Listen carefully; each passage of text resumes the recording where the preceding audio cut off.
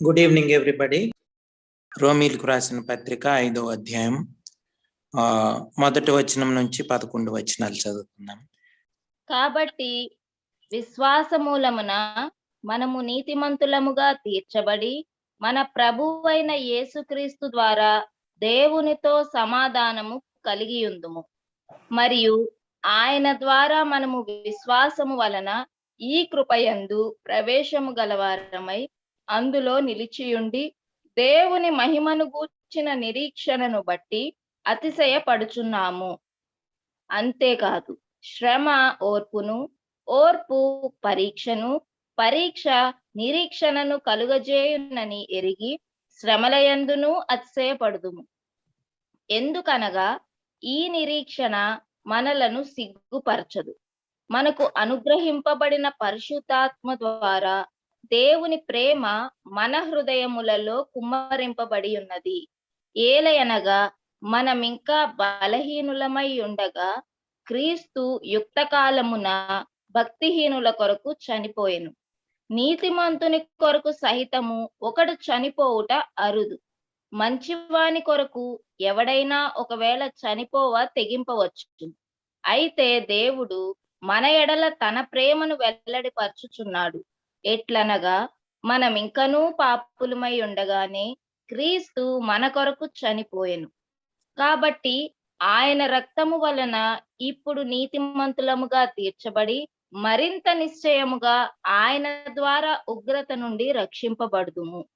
ఏలయనగా శత్రువులమై ఉండగా ఆయన కుమారుని మరణము ద్వారా మనము దేవునితో సమాధాన పరచబడిన ఎడల సమాధాన పరచబడిన వారమై ఆయన జీవించుట చేత మరి నిశ్చయముగా రక్షింపబడుదుము. అంతేకాదు, మన ప్రభువైన యేసుక్రీస్తు ద్వారా మనము దేవుని యందు అతిశయపడుచున్నాము. ఆయన ద్వారానే మనము ఇప్పుడు సమాధాన స్థితి పొంది ఉన్నాము. Thank you so much. ప్రార్థన చేసుకుందాం. ప్రేమ కలిగిన మా పరలోకపు తండ్రి, మీ ఘనమైన పరిశుద్ధమైన మనకు వందనాలు స్తోత్రాలు తెలియజేస్తా ఉన్నాం ప్రభా. ఈ యొక్క సాయంత్రకాల సమయంలో మీ సన్నిధికి చేరి మిమ్మల్ని స్తుతించి ఆరాధించడానికి, అలాగే ప్రభా మీ వాక్యాన్ని ధ్యానించడానికి ప్రభా మాకు మరొక అవకాశం దయచేసినందుకు మీకు స్తోత్రాలు, వందనాలు ప్రభా. ఈ దినాల్లో మాతో మాట్లాడుతూ మమ్మల్ని గద్దిస్తూ పోషిస్తున్నందుకు మీకు వేలాది వందనాలు, స్తోత్రాలు తెలియజేస్తా ఉన్నాం.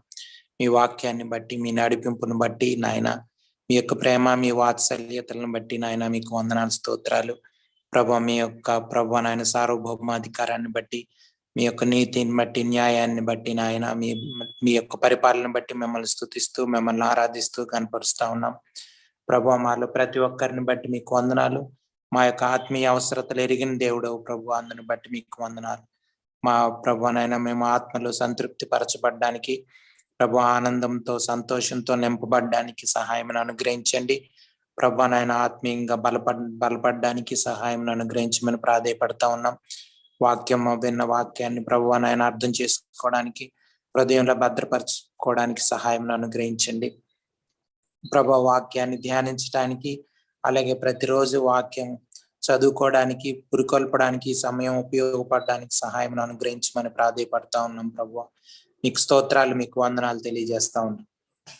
మరొకసారి ప్రతి ఒక్కరిని బట్టి వందనాలు తెలియజేస్తూ ప్రభు విని గ్రహించి లోబడ్డానికి ప్రభు నాయన మాలో ప్రతి ఒక్కరికి సహాయం దయచేయమని, అందుగారి శక్తులను లయపరచమని ప్రభు. ఘనత, మహిమ, ప్రభావాలు మీరే పొందమని ప్రభు నాయన మీరు మాట్లాడమని ప్రభు. యేసు ప్రభు వారైతే పరిశుద్ధమైన నామంలో ప్రార్థన అడిగి వేడుకొంచున్నాం తండ్రి, ఆమెన్, ఆమెన్. ఒకసారి అమెరికా దేశంలో డాక్టర్స్ అంతా ఒక ఈ గుండె సంబంధించిన డాక్టర్లు, అంటే ఈ గుండె సర్జరీస్, ఆపరేషన్స్ అవి చేసేవాళ్ళు, హార్ట్ సర్జరీస్, ఆపరేషన్స్ అవి చేసేవాళ్ళు కూడా, వాళ్ళంతా కూడా ఒక పెద్ద అసోసియేషన్ లాగా అయ్యి వాళ్ళు ప్రతిసారి చాలా, అంటే సంవత్సరంకి ఒకసారి అట్లా కలిసి వాళ్ళు దాని గురించి ఆలోచిస్తూ చాలా ఆర్టికల్స్ అవి రాస్తూ, అంటే మ్యాగజైన్స్ అవన్నీ, వాటిలో వాళ్ళు చెప్పిన మాటలు, ఆ ప్రసంగాలన్నీ వస్తాయి. సో అవి చాలా వాల్యుబుల్, అవి చాలా, అంటే వాళ్ళు చెప్పిన మాటలన్నిటిని తీసుకొని హెల్త్ ఎలా కాపాడుకోవాలన్నది చాలా మంది వాళ్ళ సజెషన్స్ అవి, వాళ్ళు చెప్పే మాటలన్నీ తీసుకుంటారు. అయితే ఆ అసోసియేషన్ లో హార్ట్ అసోసియేషన్ అది అంటే గుండె సంబంధించిన గుండె మనం ఎట్లా కాపాడుకోవాలి, ఈ హార్ట్ అటాక్స్ కానీ లేకపోతే గుండెకు సంబంధించిన వ్యాధులు కానీ రాకుండా మనం ఎలాగా మనం కేర్ తీసుకోవాలి ఇప్పుడు మనం అన్నది మనం ఎలాగా జాగ్రత్తగా ఉండాలి, గుండె సంబంధించిన వ్యాధులు రాకుండా అన్నది వాళ్ళ ఉద్దేశం.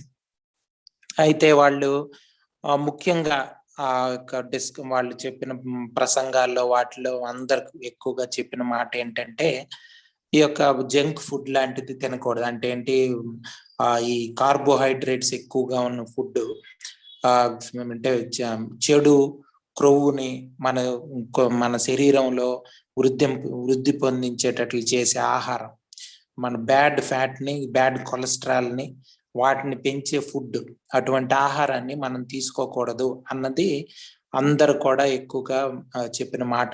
అటువంటి ఆహారం వలన గుండె సంబంధించిన వ్యాధులు, గుండె హార్ట్ అటాక్స్ ఇవన్నీ వచ్చే అవకాశం ఉందని చెప్పి వాళ్ళు చెప్పారు చాలా సార్లు. అది మెయిన్ గా మనం చూసుకోవాలి. ఆహారం అన్నది చెడు క్రొవ్వు మన శరీరంలో వృద్ధి పొందించేదిగా ఉండకూడదు మనం తీసుకునే ఆహారం అని వాళ్ళు ఒక మంచి ఆహారం గురించి చెప్పారు.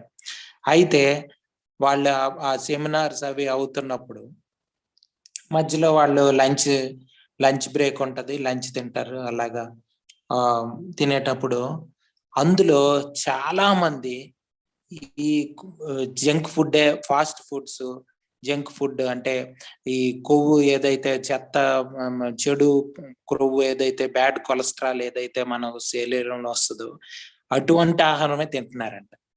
అప్పుడు వరకు వాళ్ళు చెప్పింది అటువంటి తినకూడదని చెప్పారు. అలా మాట్లాడుకున్నారు డిస్కషన్ లో. కానీ వాళ్ళే అటువంటి ఫాస్ట్ ఫుడ్స్, జంక్ ఫుడ్స్ తింటా ఉన్నారు.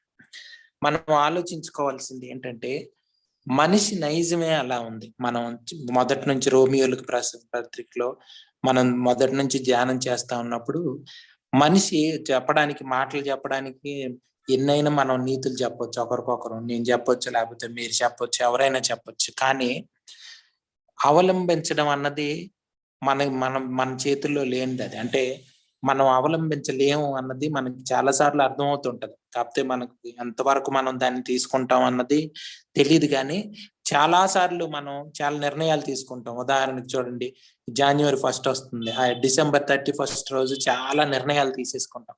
ఈ సంవత్సరం నుంచి ఎట్లా ఉండాలి, ప్లాస్టిక్ వాడకూడదు, లేకపోతే రకరకాల నిర్ణయాలు కదండి.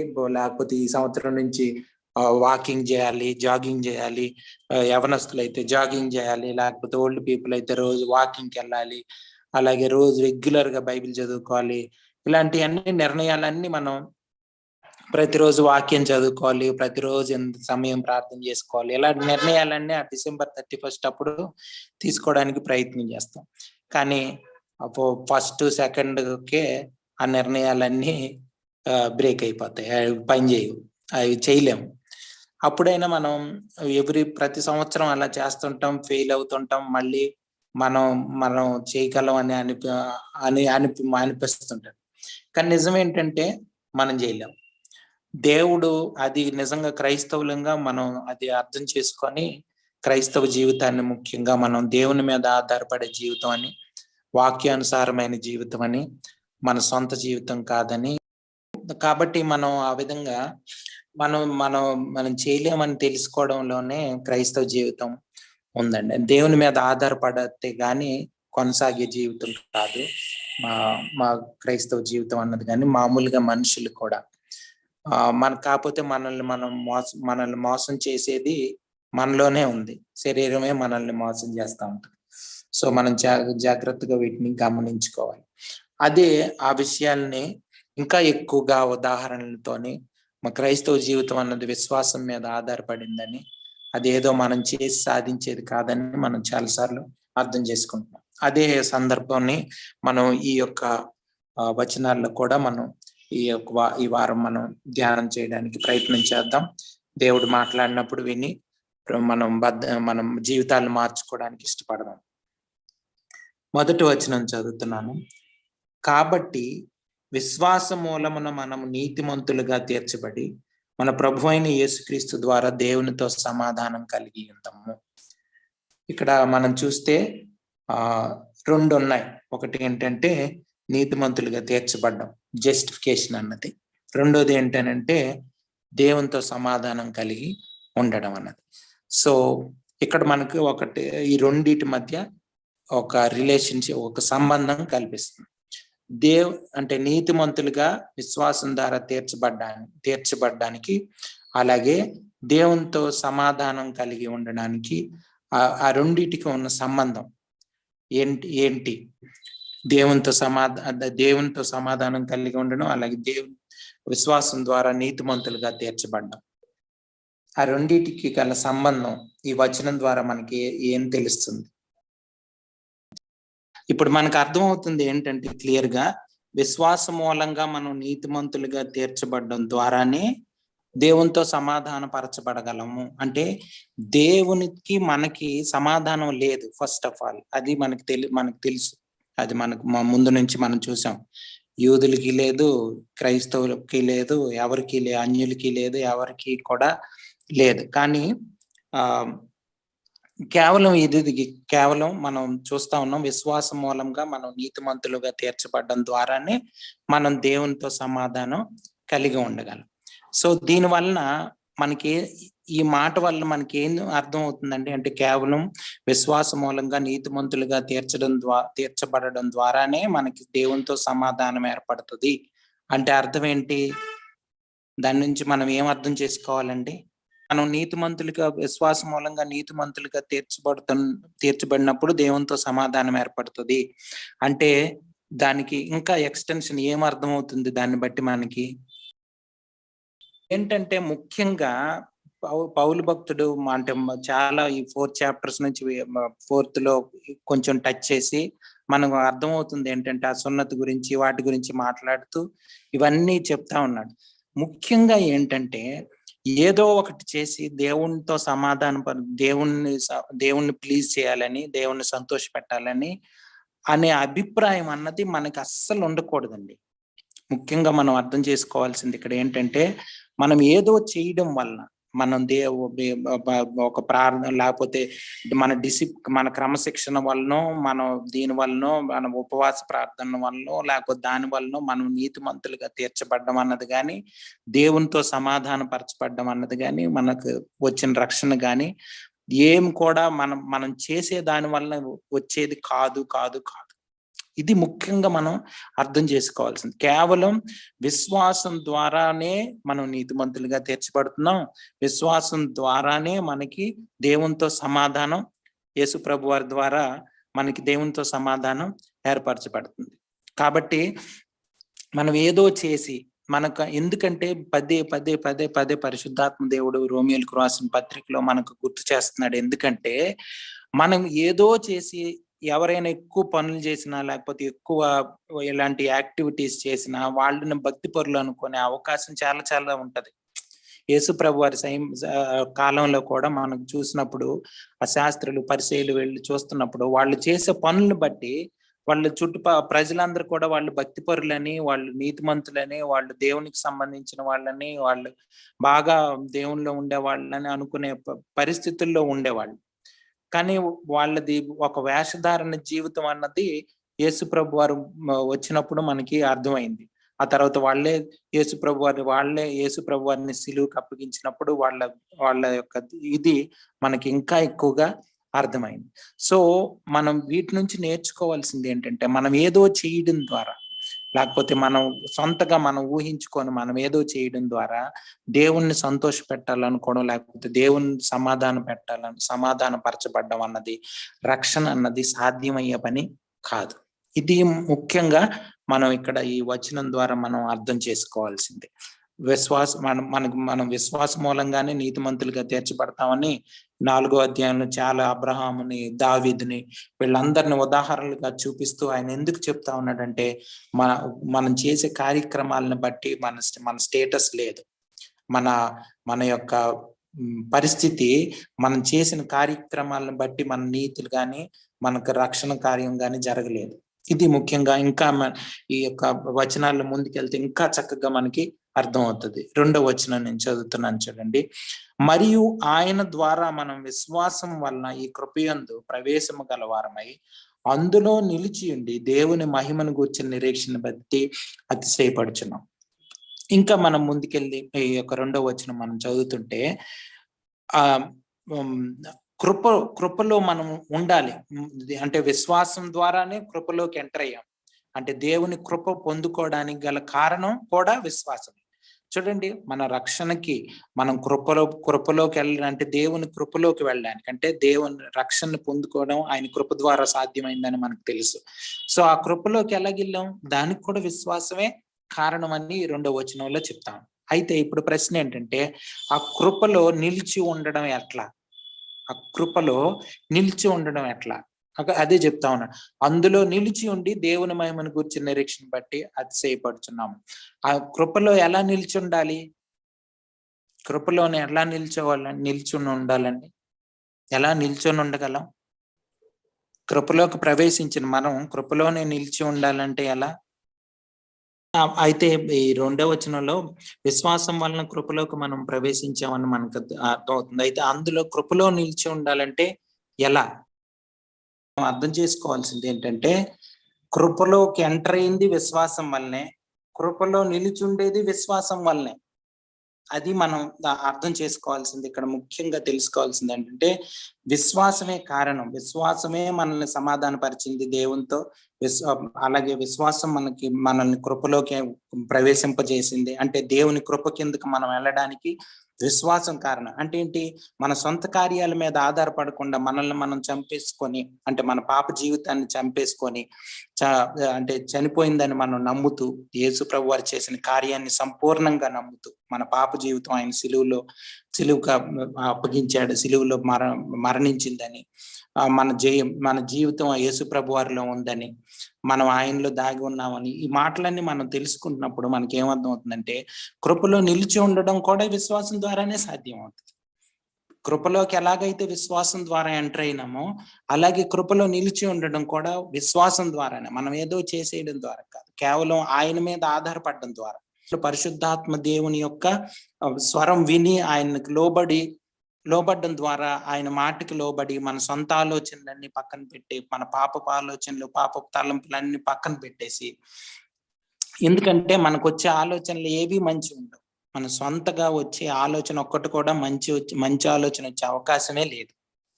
అందుకే చూడండి, మనం చాలాసార్లు చదువుకున్నాం, మన నీతి కూడా దేవునికి మురికి గుడ్డల్లాగా ఉంది. కాబట్టి మనలో నుంచి మంచి వచ్చే అవకాశమే లేదు. కాబట్టి అది మనం చక్కగా అర్థం చేసుకొని దేవుని మీద ప్రతి దానికోసం విశ్వాసం ద్వారా దేవుని మీద ఆధారపడే జీవితం. విశ్వాసం ఉందంటే అర్థం ఏంటంటే దేవుని మీద చూడండి, అబ్రహాం గాని, దావీదు గాని, వీళ్ళందరూ మనకు ఉదాహరణలుగా ముందు పౌలు భక్తుడు చూపించాడు. అక్కడ అబ్రహాం తన సొంత ఆలోచనలు ఏం పెట్టలేదు.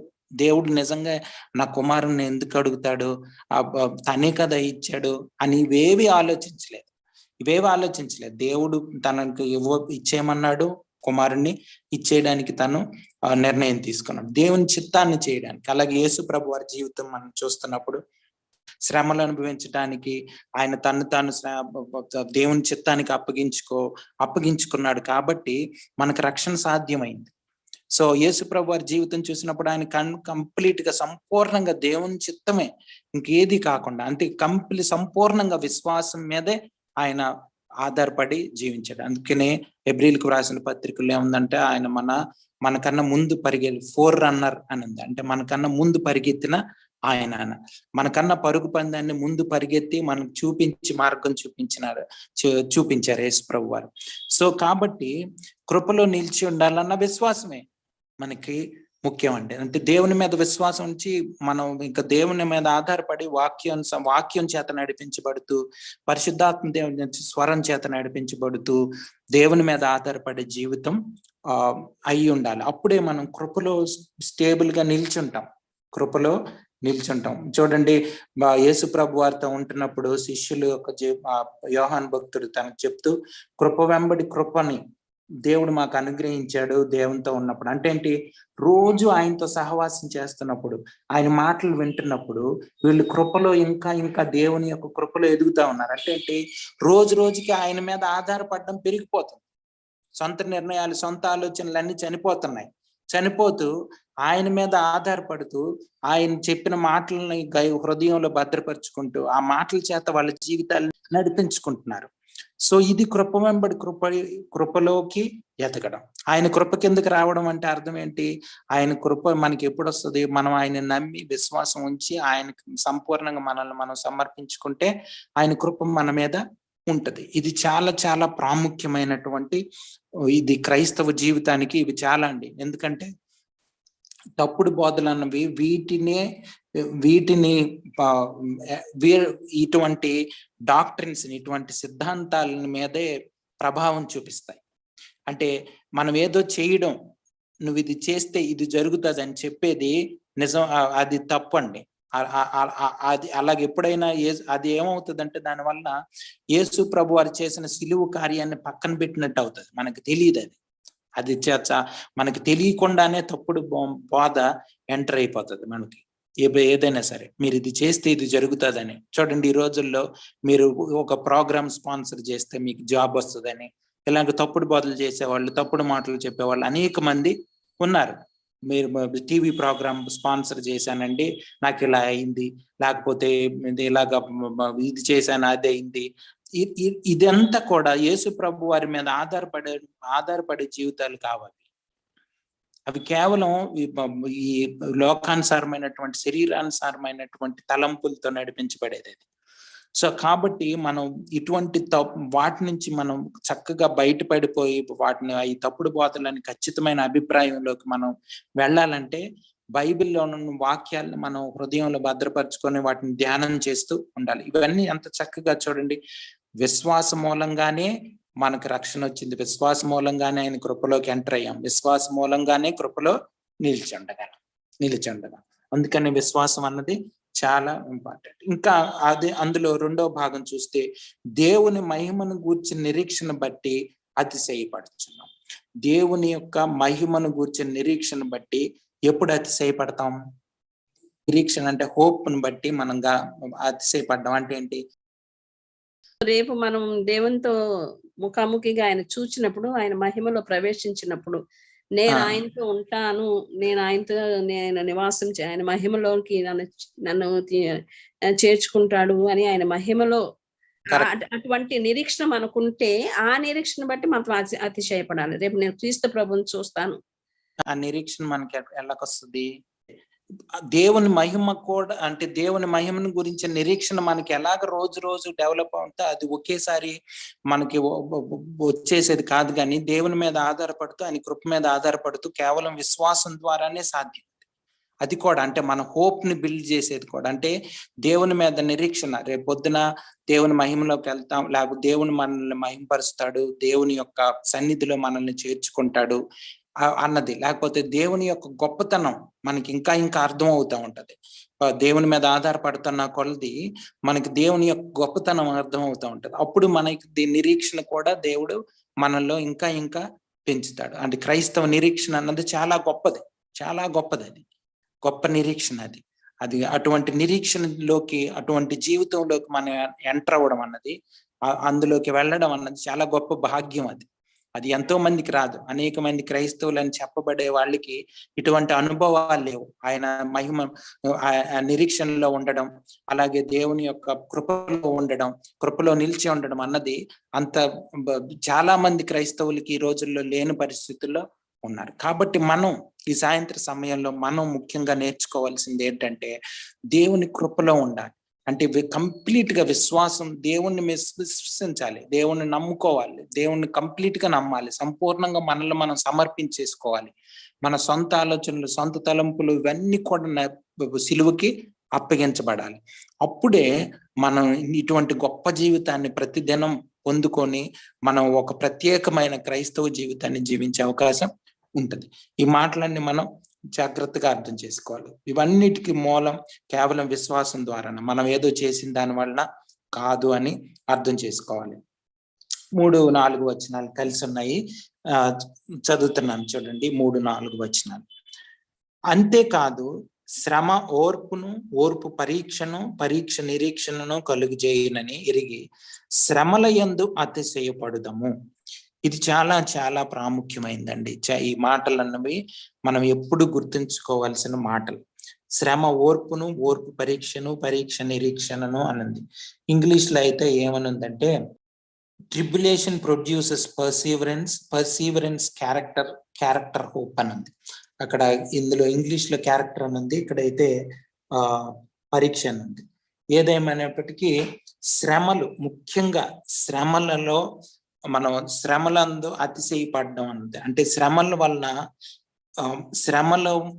వల్ల మన మంచికి జరుగుతాయన్న అభిప్రాయం, అది చాలా అర్థం చేసుకోవాల్సింది. ఒకసారి చూద్దామండి. అపోస్తుల కార్యముల గ్రంథము 5వ అధ్యాయం 41వ వచనం. అపోస్తుల కార్యముల గ్రంథం 5వ అధ్యాయం 41వ వచనం. ఆ నామము కొరకు అవమానము పొందుటకు పాత్రులని ఎంచబడినందున వారు సంతోషించుచు మహాసభ ఎదుట నుండి వెళ్ళిపోయి. చాలు సిస్టర్. ఇక్కడ చూడండి, యేసు ప్రభు వారి నామాన్ని బట్టి మనం శ్రమలు పొందుతున్నాం అని వాళ్ళు సంతోషించారు శ్రమల వల్ల. చూడండి, ఈ యొక్క పర్స్పెక్టివ్, అంటే ఈ అభిప్రాయం అన్నది చాలా ప్రాముఖ్యమైందండి.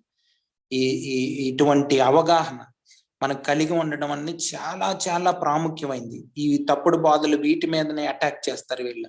శ్రమలు ఉండవు, మీకు ఏ ఇబ్బందులు రావు, ఇరుకులు రావు అని దేవుని వాక్యాలనే వాడి మిమ్మల్ని శ్రమల నుండి తప్పిస్తాడని ఎక్కడైనా వాక్యం ఉంటే ఆ వాక్యం తీసి ఇక్కడ పెట్టడం, లేకపోతే మిమ్మల్ని కాపాడుతాడు, మీకు ఏ తెగులు రాదు, మీ గుడారం చుట్టాను ఉంటే దాన్ని ఆ సందర్భం కాకుండా దాన్ని తీసేసి ఆ సందర్భాన్ని పక్కన పెట్టేసి దాన్ని మనకు అనుకూలంగా వాక్యాన్ని వాడేసుకొని ఈ రోజుల్లో మీరు చూస్తే ఈ వాట్సాప్ మెసేజెస్ వస్తాయి చాలా, మిమ్మల్ని కాపాడుతాడు, ఈ రోజు మిమ్మల్ని దీవిస్తాడు అన్న వాక్యాలు, బైబిల్ వాక్యాలనే వాళ్ళు సందర్భం ఆలోచించకుండా సందర్భాన్ని పక్కన పెట్టేసి, ముఖ్యంగా ఏంటంటే మనం ఎప్పుడైనా వాక్యం, యవనస్తులు కానీ మనం గుర్తుంచుకోవాల్సింది ముఖ్యంగా అండి, వాక్యాన్ని కాంటెక్స్ట్ కాకుండా, అంటే ఆ సందర్భం కాకుండా తీసి మనం ప్రైవేట్ గా దాన్ని ఇంటర్ప్రిట్ చేస్తే, అంటే ప్రత్యేకంగా మనకు అనుకూలంగా మార్చుకుంటే అది చాలా చాలా భయంకరమైన పర్యవసానాలకు గురి చేస్తుంది. అంటే అలాగే ఎప్పుడు చేయకూడదు. బైబిల్లోనే ఉంది, బైబిల్ వాక్యం అన్నది ప్రైవేట్ ఇంటర్ప్రిటేషన్ కోసం కాదని. అంటే ఏంటి, సందర్భాన్ని పక్కన పెట్టి చేయకూడదు, ఏదైనా ఇంటర్ప్రిట్ చేయకూడదు, దాన్ని మనకు అనుకూలంగా మార్చుకోకూడదు వాక్యాన్ని. సో ఇవన్నీ అర్థం చేసుకోవాలి యవనస్తులు కానీ మిగతా వాళ్ళు కానీ. మనం ముఖ్యంగా బైబిల్ వాక్యాన్ని మనం క్వైట్ టైం చేసుకునేటప్పుడు, రోజు వాక్యం చదువుకునేటప్పుడు సందర్భం అన్నది చాలా ప్రాముఖ్యం అండి. ఆ కాంటెక్స్ట్ అన్నది, సందర్భం అన్నది, ఏ సందర్భంలో ఈ మాట వాడబడింది, ఎందుకు ఈ మాట చెప్పారు అన్నది మనం అర్థం చేసుకోవాలి. చాలాసార్లు వాగ్దానాలన్నిటిని తీసి ఆ వాగ్దానానికి కండిషన్ ఉంటుంది చాలా, దాన్ని ఊరకనే వాగ్దానం ఉండదు, దానికి కొనసాగింపుగా కండిషన్ కూడా ఉంటుంది. ఆ కండిషన్ పక్కన పెడతాం, మనం పెట్టేసి ఆ వాగ్దానం పట్టుకుంటాం. చాలాసార్లు ఈ జనవరి 1 రోజు వాగ్దానాలు ఇస్తా ఉంటారు, అందులో కూడా ఈ వాగ్దానాలు తీసుకుంటారు. ఎందుకు తీసుకున్నామో, ఏమొచ్చిందో కొన్ని రోజుల తర్వాత మర్చిపోతాం. ఇవన్నీ కూడా వాక్యం సరిగ్గా తెలుసుకోకపోవడం వల్ల వచ్చినటువంటి ఇవండి. సో మనం జాగ్రత్తగా మనం వాక్యాన్ని సందర్భానుసారంగా, ఆ సందర్భం ఏంటని దాని ప్రకారం మనం దాన్ని అర్థం చేసుకోవాల్సిన అవసరం ఉంది. ఇవన్నీ కూడా చక్కగా మనం నేర్చుకోవాలి. ఇక్కడ చూడండి, ఆ శ్రమ ఓర్పు కలిగజేస్తుంది. మనకి నిజంగా ఓర్పు కావాలి. నిజంగా క్రైస్తవులంగా, దేవుని శిష్యులంగా మనం ఎదగాలంటే ఓర్పు లేకుండా అవ్వదు. అంటే దేవుని మీద విశ్వాసం చూపించాలంటే ఓర్పు కావాలి. ఇప్పుడు చూడండి, అబ్రహాం జీవితంలో ఆయనకి ఎప్పుడు అండి ఇస్సాకు పుట్టాడు, చాలా వయసు అయిపోయి వృద్ధాప్యంలో, అంతవరకు ఆయన ఓపికగా దేవుని సన్నిధిలో ఉన్నాడు. అంతే, దేవుని వాగ్దానం ఇచ్చిన వాడు నెరవేరుస్తాడని ఆయన నమ్మి అలాగా ఉన్నాడు అంతే. సో ఓర్పు అన్నది చాలా శ్రమ, అంటే ఇది కేవలం శ్రమల ద్వారానే సాధ్యం అవుతాయి. కేవలం శ్రమల ద్వారానే. శ్రమలు లేవన్నారు అనుకోండి, ఏమవుతుంది? మనం క్రైస్తవులుగా ఎదగం, అసలు ఎదిగే అవకాశమే లేదు. చూసారా? మరి మీకు మనం సరిగ్గా అర్థం చేసుకోకపోతే ఎవరైనా ఏ మాటలు చెప్పినా మన శరీరానికి అనుకూలంగా ఉన్న మాటలు చెప్తే మనకు బాగా ఇష్టం అయిపోతుంది. సో అవన్నీ మనం జాగ్రత్తగా వాక్యానుసారంగా ఉందా లేదా అని పరిశీలించుకోవడానికి ఈ మాటలన్నీ చాలా ఉపయోగపడతాయి. శ్రమల వల్లనే ఓర్పు వస్తుంది. అది ఏంటి? మనం ఇప్పుడు చదువుకున్న అపోస్తుల కార్యాలు, ఆయన నామమును బట్టి కలిగే శ్రమలు.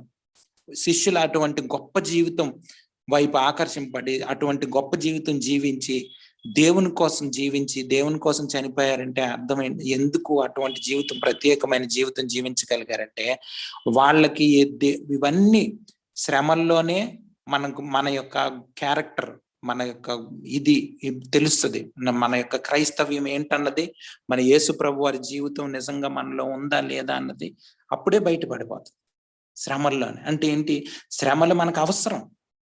దేవుడు మనల్ని శ్రమల గుండా పంపిస్తున్నాడంటే మనం ఆధిక్యత కలిగి ఉండాలి. ఆయన ఒకసారి అంటే తనకి తెలియక అవగాహన లేని టైంలో దేవుడు అమెరికా దేశాన్ని ఎంత అభివృద్ధి చేస్తూ చైనాకి ఎందుకు అంత శ్రమలు పెడుతున్నాడు అని అనుకున్నాడంట ఒకసారి.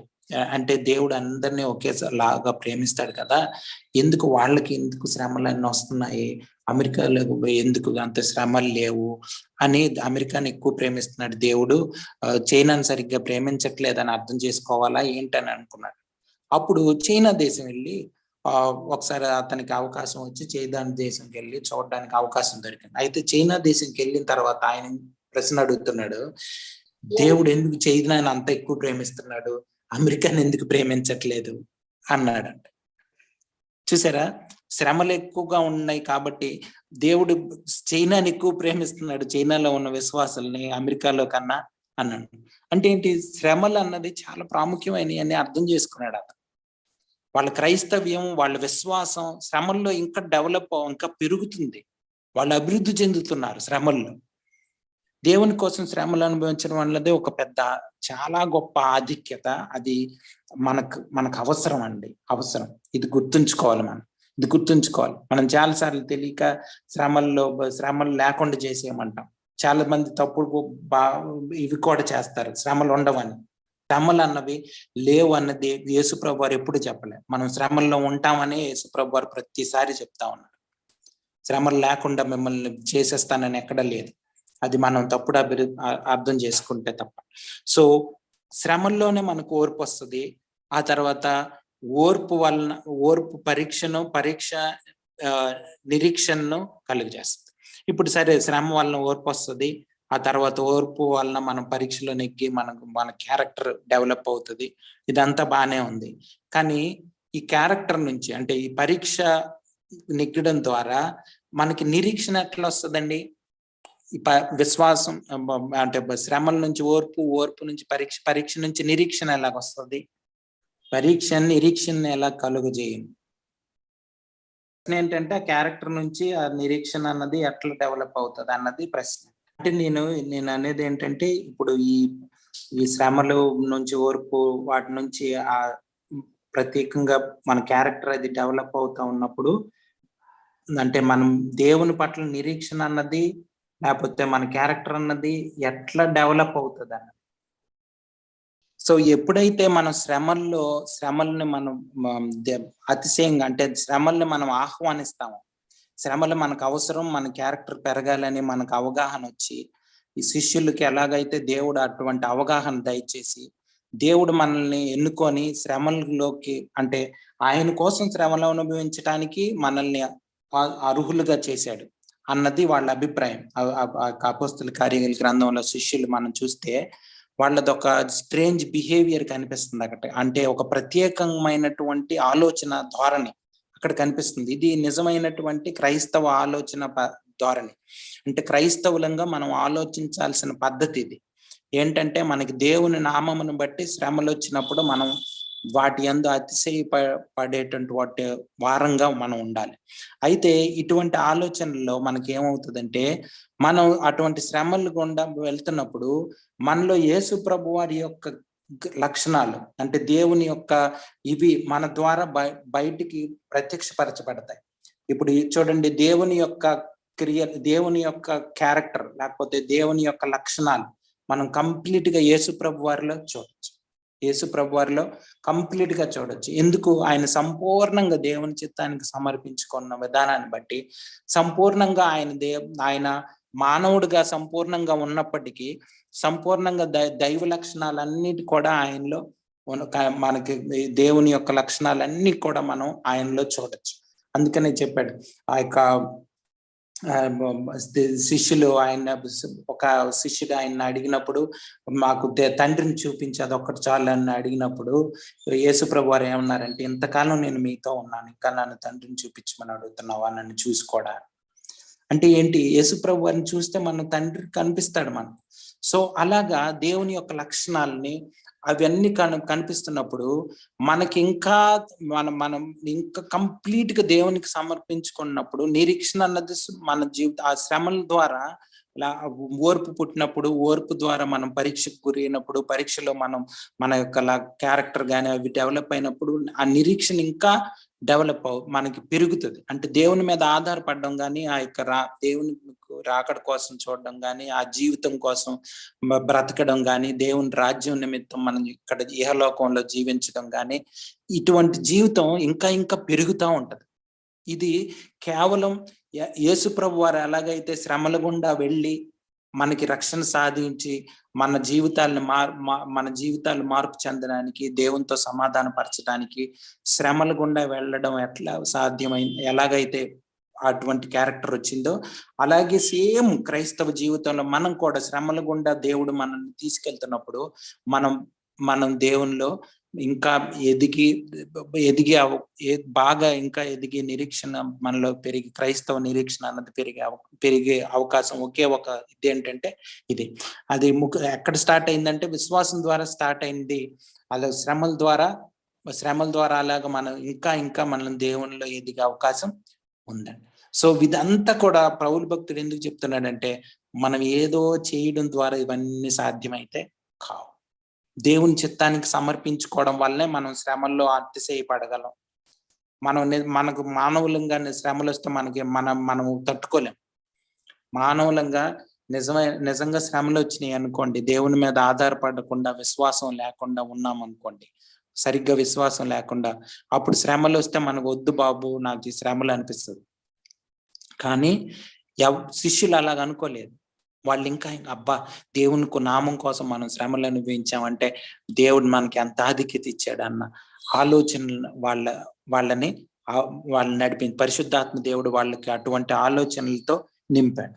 సో ఇటువంటి ఆలోచనలు అన్నవి క్రైస్తవులంగా మనం కూడా కలిగి ఉండాలి. ఎవరైనా శ్రమలు ఉండవు, లేకపోతే ఇరుకులు ఉండవు, ఇబ్బందులు ఉండవు అని అంటే మనం అసలు పొరపాటును కూడా అసందర్భంగా తీసిన వాక్యాలను చూసి మనం మోసపోకూడదని మనం గుర్తుంచుకోవాలండి. సో కాబట్టి నిరీక్షణ కలుగు చేయునని ఎరిగి శ్రమల యందు అతిశయపడదాం అని చెప్తున్నాను. మనందరం కూడా శ్రమల్లో అతిశయపడాలండి. ఇంకా ఒక లూకాసు వార్తలో దగ్గర ఎక్కడ ఉందంటే, మనం శ్రమల్లో ఇంకా గొంతులు వేయాలని. ఒక ఆయన ఒకసారి యేసు ప్రభు వారి నిమిత్తం ఒక దైవ సేవకుడు శ్రమలు అనుభవించాడంట. ఒకసారి అనుభవించినప్పుడు ఆయనకి రాత్రి పడుకొని ఆలోచిస్తా ఉంటే శ్రమల్లో ఆనందించాలి అన్నది గుర్తొస్తా ఉంది. అప్పుడు నిజంగా అవును నాకు శ్రమలు వచ్చాయి, నేను సంతోషించాలి కదా అన్న ఇది ఆలోచన పరిశుద్ధాత్మ దేవుడు దయచేస్తే హృదయం అంతా సంతోషంతో నిండిపోయింది. సో ఇది ఒక ప్రత్యేకమైన జీవితం అని మనం అర్థం చేసుకోవాలి. ఇశ్రాయేలీయుల్ని యేసు ప్రభు వారు ఇశ్రాయేలీయులతో మాట్లాడుతున్నప్పుడల్లా ఆ నిర్గమకాండంలో, లేవియా కాండంలో మోషే ద్వారా ఇశ్రాయేలీయుల ప్రజలను నడిపిస్తున్నప్పుడు, వాళ్ళతో మాట్లాడుతున్నప్పుడు అనేక సార్లు మిమ్మల్ని నేను ప్రత్యేకపరుచుకున్నాను, నేను మీకు దేవుడిని, నేను మీకు ప్రభువుని అని అనేక సార్లు దేవుడు యెహోవా దేవుడు వాళ్ళతో మాట్లాడినట్లు మనం అర్థం. కాబట్టి మన జీవితం ఈ లోకానికి సంబంధించింది కాదు. మనది నిత్య జీవానికి సంబంధించింది. ఇది తాత్కాలికమైన ఆనందాలకి, తాత్కాలికమైన శరీరాశలకి, తాత్కాలికమైన ఈ లోకాశలకి లొంగేది కాదని మనం అర్థం చేసుకొని దేవుని జీవితానికి, ప్రత్యేకమైన జీవితానికి మనల్ని మనం సమర్పించుకోవాల్సిన అవసరం ఉందండి. ఈ లోకంలో ఎవరు ఎన్ని ఉద్యోగాలు చేసినా, ఎవరు ఎన్ని డబ్బులు సంపాదించుకున్నా, ఎంత పేరు సంపాదించినా మనం బ్రతికేది 70 లేకపోతే 80 అంతే. ఆ తర్వాత మనది ఈ లోకం కాదు. అది ముఖ్యంగా మనం అర్థం చేసుకోవాలండి. అది అర్థం చేసుకొని మన జీవితాన్ని మనం సాగించాలి. 5వ వచనం చదువుతారా ఎవరైనా? ఎందుకనగా ఈ నిరీక్షణ మనలను సిగ్గుపరచదు. మనకు అనుగ్రహింపబడిన పరిశుద్ధాత్మ ద్వారా దేవుని ప్రేమ మన హృదయములలో కుమ్మరింపబడి ఉన్నది. నిరీక్షణ మనల్ని సిగ్గుపరచదు అని అంటే ఎందుకు ఆ మాట మాట్లాడి ఉండొచ్చండి? నిరీక్షణ మనల్ని సిగ్గుపరచదని అంటే అసలు సిగ్గుపరచదని ఎందుకు చెప్పాల్సి వచ్చింది? నిరీక్షణ ఎందుకు సిగ్గుపరుస్తుంది? సో ఈ మాట మనం చదువుతున్నప్పుడు ఏంటంటే ఇదంతా అనుభవం, మన అనుభవాల్ని, క్రైస్తవ జీవితాన్ని మన ముందుంచుతా ఉన్నాడు పౌలు భక్తుడు. ఇవన్నీ కూడా పైన చదివితే సరిగ్గా అంటే మనకి అర్థం కాకపోవచ్చు. మనం మన అనుభవంలోకి, మనం ఎక్స్పీరియన్స్ లోకి వెళ్తేనే మనకి నిజంగా ఇది అర్థం అవుతుంది. నిజంగా అంటే శ్రమలు పొందకుండా వీటి గురించి మనం ఏం మాట్లాడలేం, పైన మాట్లాడుకోవచ్చు. నిజంగా దేవుని కోసం శ్రమలు అనుభవిస్తే తెలుస్తుంది పౌలు భక్తుడు. అందుకే ఇంత ఖచ్చితమైన అభిప్రాయాల్ని మన ముందుంచగలుగుతున్నాడు ఆయన అనేకమైన శ్రమలు అనుభవించాడు. ఇంకా యేసు ప్రభు వారు ఎన్ని శ్రమలు అనుభవించాడో అంత శ్రమను నేను కూడా అనుభవించాలని కోరుకుంటున్నాను అని అటువంటి అభిప్రాయం వ్యక్తపరిచాడు. సో నిజంగా అంటే దేవుని ప్రేమ నిజంగా మన హృదయంలో మనం ఉంటే, అంటే మనం ప్రతి దినం అనుభవిస్తూ ఉంటే, అంటే ఆయన కృపలో నిలిచి ఉంటే, ఆయన చేత నడిపించబడుతూ ఉంటే, ఆయన వాక్యం చేత నడిపించబడుతూ ఉంటే, మన సొంత అభిప్రాయాలన్నిటిని చంపేస్తూ ప్రతిరోజు సిలువనెత్తుకొని ఆయన వెంబడిస్తూ ఉంటే, అప్పుడు మనకి ఈజీగా అర్థమయ్యేది ఏంటంటే మనల్ని దేవుడు ఎప్పుడు కూడా సిగ్గుపరచడు అని. ఈ లోకంలో మానవులంగా మనకు ఆలోచిస్తే, మనం ఆలోచిస్తే చాలా క్రైస్తవం అన్నది ఒక చూడండి ఫూలిష్నెస్ గా అనిపించవచ్చు మనకు, వేరే వాళ్ళకి ఏహ్యనత ఒకలాగా అనిపించవచ్చు, అంటే తెలివి లేని వాళ్ళు ఏదో అలాగా అనిపించవచ్చు. మన నిరీక్షణ చూసినా రేపొద్దున మనం దేవుని రాజ్యంలో ఉండబోతున్నాము, ఆయనతో కలిసి మనం ఉండబోతున్నాము, ఆయన పరిపాలించే ఆ యొక్క 1000 ఏళ్ల పరిపాలనలో మనం ఆయనతో పాటు పరిపాలించబోతున్నాము. ఇటువంటి మాటలన్నీ చూస్తున్నప్పుడు వాళ్ళకి ఏదో వీళ్ళు ఏంటి ఏదన్నా బుద్ధి లేకుండా మాట్లాడుతున్నారా అనిపించి, లేకపోతే ఒక సిగ్గుపరిచిపడిపోతామేమో అనే ఆలోచనలు కలిగే అవకాశం ఎంతైనా ఉంది. షేమ్ ఫీల్ అయిపోయే అవకాశం ఉంది ఒకవేళ మనం అటువంటి అనుభవంలోనికి వెళ్ళకపోతే. అంటే శ్రమల ద్వారా మనం శ్రమలను ఆహ్వానిస్తూ దేవుడు ఎటువంటి జీవితాన్ని అనుగ్రహిస్తే అటువంటి జీవితంలోకి మనం దేవుని చేత నడిపించబడుతూ, అందులో ప్రతి దినం కూడా మనం ఏ పరిస్థితుల్లో ఉన్న దేవునిలో ఆనందించగలిగే జీవితంలో మనం కొనసాగుతున్నప్పుడు మనకే తెలిసిపోతుంది దేవుడు నన్ను గ్యారంటీగా మనం ఆ యొక్క రాజ్యంలో నన్ను ఉంచబోతున్నాడు అన్నది మన దైనందిన జీవితం ద్వారా మనం అనుభవిస్తున్న దేవుని ప్రేమ ద్వారా మనకు అర్థమవుతుంది. అదే పౌలు భక్తుడు ఇక్కడ చెప్తున్నాడు, పరిశుద్ధాత్మ దేవుడు మన హృదయంలో ఉన్నాడు, ఆయన ప్రేమని మనం ప్రతిరోజు చూస్తున్నాం. ఇలా చూస్తూ ఉంటున్నప్పుడు మనకు మన నిరీక్షణ మనల్ని ఎప్పుడు సిగ్గుపరచబడదని మనకు అర్థమైపోతుంది. ఇది క్రైస్తవ అనుభవం, క్రైస్తవ జీవితం యొక్క అనుభవం. అంటే ఆ దేవుని కోసం శ్రమలు అనుభవించినప్పుడు, నాకు తెలియదు మీలో కొంతమంది దేవుని నామాన్ని బట్టి శ్రమలు అనుభవించవచ్చు, వాళ్ళకు ఇంకా బాగా చెప్పగలరు. ఎందుకంటే నా గ్యారంటీగా ఖచ్చితంగా నా దేవుడు గొప్పవాడని, నా నిరీక్షణ చాలా గొప్పదని, దేవుడు నన్ను ప్రతి దినం నడిపించే దేవుడని, నాతో మాట్లాడే దేవుడని, నాతో అనేక సార్లు మాట్లాడాడని, నేను శ్రమల గుండా నేను వెళ్తున్నప్పుడు నన్ను ధైర్యంగా నన్ను వాటిని ఎదుర్కొనేటట్లు చేశాడని, ఇవన్నీ కూడా. ఫర్ ఎగ్జాంపుల్ చూడండి, అబ్రహాం ఇంటర్వ్యూ చేసాం అనుకోండి, పౌలు భక్తుడిని ఇంటర్వ్యూ చేసాం అనుకోండి, వాళ్ళ అనుభవాలలో నుంచి ఎన్నో చెప్తారు. ఎన్ని శ్రమలు అనుభవించినా సరే నాకు దేవుడు నన్ను నడిపించాడు అంతే, నాలో ఏ గొప్పతనం లేదని చెప్పగలం పౌలు భక్తుడు. అందుకనే గలతీయులకు రాసిన పత్రికలో ఒక మాట చెప్పాడు, మనం చాలాసార్లు చదువుకున్నాం. ఒకసారి చదువుతారా? గలతీయులకు రాసిన పత్రిక 2వ అధ్యాయం 20వ వచనం. నేను క్రీస్తుతో కూడా సిలువ వేయబడి ఉన్నాను, ఇకను జీవించువాడను నేను కాను, క్రీస్తే నా యందు జీవించుచున్నాడు. నేనిప్పుడు శరీరమందు జీవించుచున్న జీవితము నన్ను ప్రేమించి నా కొరకు తన్ను తాను అప్పగించుకొని నా దేవుని కుమారుని యందలి విశ్వాసము వలన జీవించుచున్నాను.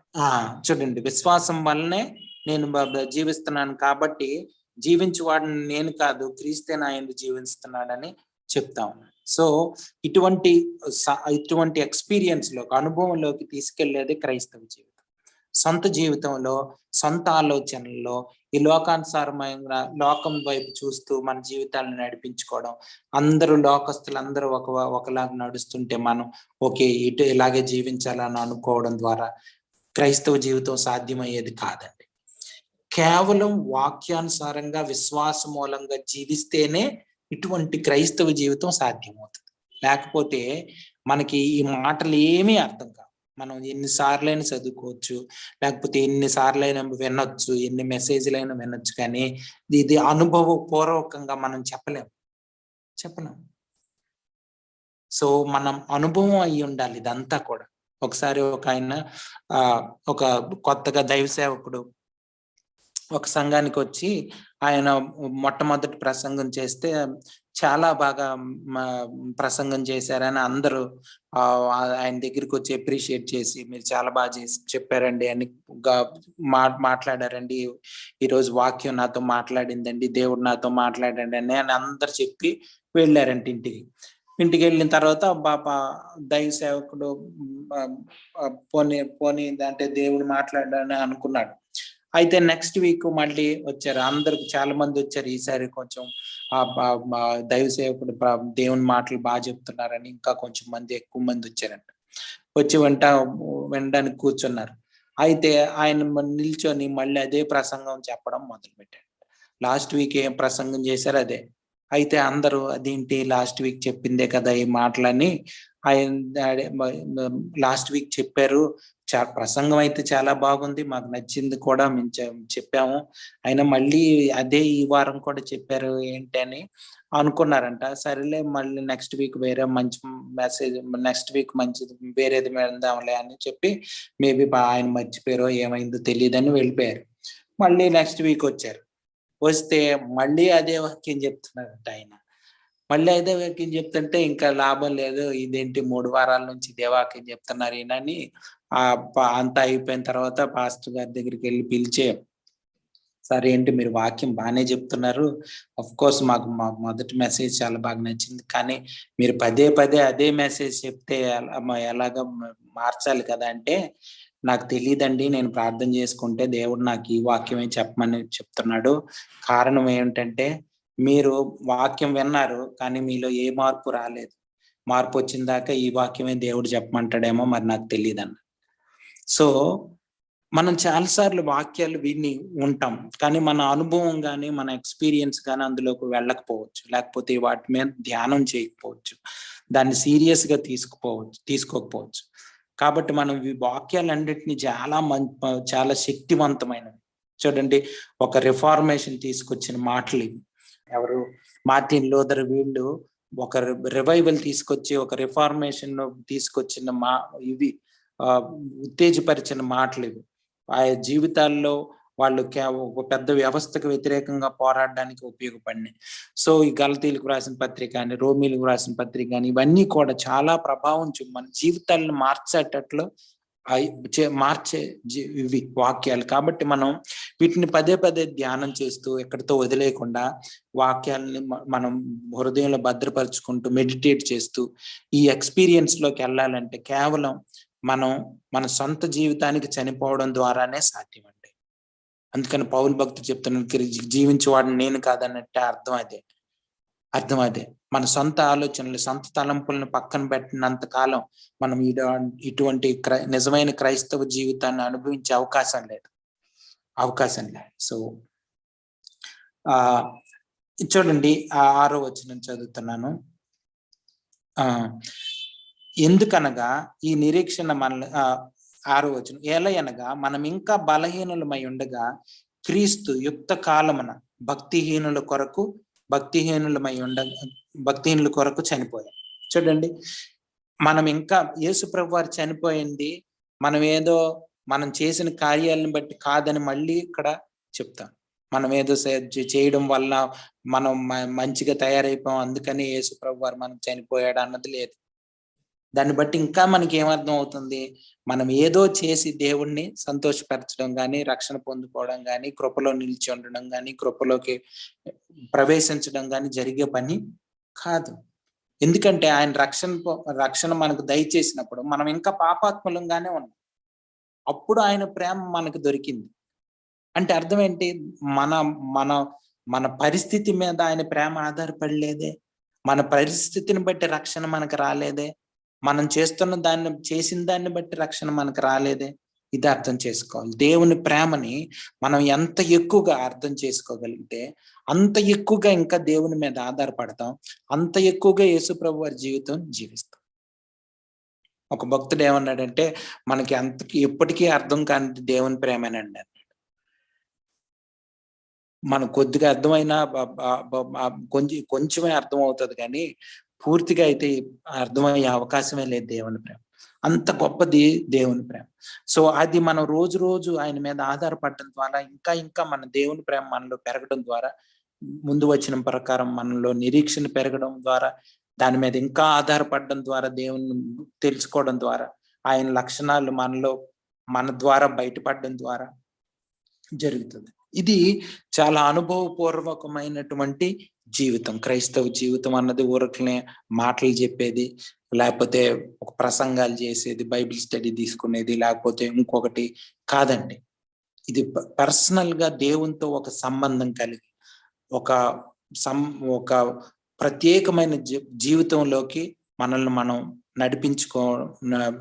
మనం ప్రవేశపెట్టుకొని నడిపించుకునేదే జీవితం. అది ఈ లోకానుసారమైన వాటిని బట్టి ఆధారపడి లేదు. కాబట్టి దేవుని ప్రేమను మనం ఎక్కువగా బాగా ఎంత ఎక్కువగా అంటే అంత ఎక్కువగా మనం అర్థం చేసుకోవాల్సిన అవసరం ఉంది. మనం ఒక్క మాట చాలండి, మనం ఇంకా పాపాత్ములంగా ఉన్నప్పుడు ఆయన ప్రేమ చూపించాడు మన మీద. మీకేమన్నా అనుమానాలు ఉంటే అడగచ్చు, డౌట్స్ ఉంటే అడగచ్చు, లేకపోతే మీ ఎవరన్నా ప్రేరేపించబడిన వాళ్ళు ప్రార్థన చేస్తే ముగించుకుంటాం. స్తుతి స్తోత్రం పరిశుద్ధుడా, నీకు వందనాలు, స్తోత్రాలు తండ్రి. నాయన ఈ కృపకై వందనాలు ప్రభా. నాయన మరి ఈ వచనాలు ప్రభా మీరు మాతో మాట్లాడిన దేవుడు తండ్రి. నాయన నీ ప్రేమకు వందనాలు, స్తోత్రాలు తండ్రి. ఎనలేని ప్రేమ తండ్రి. నాయన సరిహద్దులు లేని ప్రేమ తండ్రి. దేవా నీకు వందనాలు, స్తోత్రాలు తండ్రి. నాయన మేము ఇంకానూ నాయన దూరస్తులుగా ఉంటుండగా, మేము ఇంకానూ భక్తిహీనమై ఉన్నప్పుడు, మేము ఇంకానూ పాపులమై ఉన్నప్పుడు, మేము ఇంకానూ నీకు శత్రులమై ఉన్నప్పుడు, దేవా నీకు ఎంత గొప్ప దేవుడు ప్రభు. నాయన ఏ పాటి వారం ప్రభు మమ్మల్ని జ్ఞాపకం చేసుకోవటానికి తండ్రి, సంచారం చేయించుటని కరుదృష్టిలో మేము ఉన్నందుకు నీకు వందనాలు, స్తోత్రం. ఎంత గొప్ప దేవుణ్ణి, ఎంత కనికరం గల దేవుని, ఎంత కృపామయుని తండ్రి, అవధులు లేని ప్రేమ కలిగిన వాడిని తండ్రి. నాయన వెతికి వెంటాడేవయ్యా మమ్మల్ని ప్రభు. దేవారా తప్పిపోయిన స్థితిలో ఉంటున్న మమ్మల్ని నాయన వెతికావు తండ్రి. కొండల్లో గుహల్లో నాయన మరి ఆ చెట్లు పుట్టల చాటున దాక్కున్న నాయన గొర్రెలు వెతుకుంటూ వెళ్ళినాడు కాపరి ప్రభు. అటువంటి నాయన స్థితిలో మేము ఉంటున్నప్పుడు ప్రభు నాయన మీరు మమ్మల్ని వెతికారయ్యా, పట్టుకున్నావు తండ్రి. నీకు వందనాలు, స్తోత్రాలు తండ్రి. దేవునితో సమాధాన పరచటానికి ప్రభు నాయన కుమారుడుగా ఈ లోకానికి వచ్చి తండ్రి నాయన అయాసిలో మరణం పొందినంతగా తగ్గించుకుని దేవార నాయన రిక్తునిగా వచ్చావు ప్రభు. అన్ని విడిచిపెట్టి, మహిమని విడిచిపెట్టి ప్రభు నాయన దాసుని స్వరూపాన్ని ధరించుకుని ఈ లోకానికి వచ్చింటున్న యేసయ్య ఎంత గొప్ప దేవుడు ప్రభు. నీకు వందనాలు, స్తుతులు స్తోత్రాలు తెలుసుకున్నాం తండ్రి. నాయన అయ్యా ఎందుకని ప్రభా నీ ద్వారానే ప్రభా నా నాయన మరి తండ్రి ప్రభా మరి తండ్రి అయిన దేవుని అందు మేము అతిశయిస్తుంటున్నాం తండ్రి. కుమారుని ద్వారా తండ్రి మాకు సమాధాన స్థితి, కుమారుని ద్వారా నాయన రక్షించబడటము ఆయన మరి దేవాల నాయన. అంతేకాదు ప్రభా నా నాయన మీరు జీవించుట చేత ప్రభా నా నాయన మేము రక్షించబడుతున్నాం నాయన. నువ్వు మరణించుట చేత నాయన అంతేకాదు ప్రభా తిరిగి లేచి పునరుద్ధారణమై జీవించుట చేత రక్షణ. అయ్యా నీకు వందనాస్తుతులు స్తోత్రం. ఎన్ని సత్యాలు ప్రభా నా నాయన మీరు మాతో మాట్లాడి మరి ఒక్కసారి తండ్రి నా నాయన మీరు మమ్మల్ని ఆదరించినందుకు నీకు వందనాస్తుతులు స్తోత్రాలు తండ్రి నా నాయన. అయ్యా నా నాయన కొన్నిసార్లు ప్రభా కొన్ని సాతాను మాకు తీసుకొచ్చే కొన్ని తండ్రి నా నాయన కొన్నిసార్లు బలహీన పడుతూ ఉంటున్నాం ప్రభా. అయ్యా మరి బలహీన స్థితిలో తండ్రి నా నాయన మరి గందరగోళ స్థితిలో లోకం ప్రపంచంలో గందరగోళ స్థితిలో మేము కొన్ని నా నాయన ప్రతికూల పరిస్థితుల్లో ఉన్నప్పుడు మీరు మాకు ఇచ్చే నానా మరి ఇటువంటి ధైర్యం కలిగిన మాటను బట్టి వందనాస్తుతులు స్తోత్రాలు. ఒక నిశ్చేత ప్రభా మీరు మాకు ఇచ్చి ఉంటున్నారు ప్రభా. ఆయన తండ్రి ప్రభా నా నాయన యేసయ్య మాకున్నాడు తండ్రి నా నాయన. మరి క్రీస్తు ప్రభునందు మీరు మాకు ఇచ్చిన తండ్రి గొప్ప నిరీక్షణ బట్టి నీకు వందనాస్తుతులు స్తోత్రాలు ప్రభా.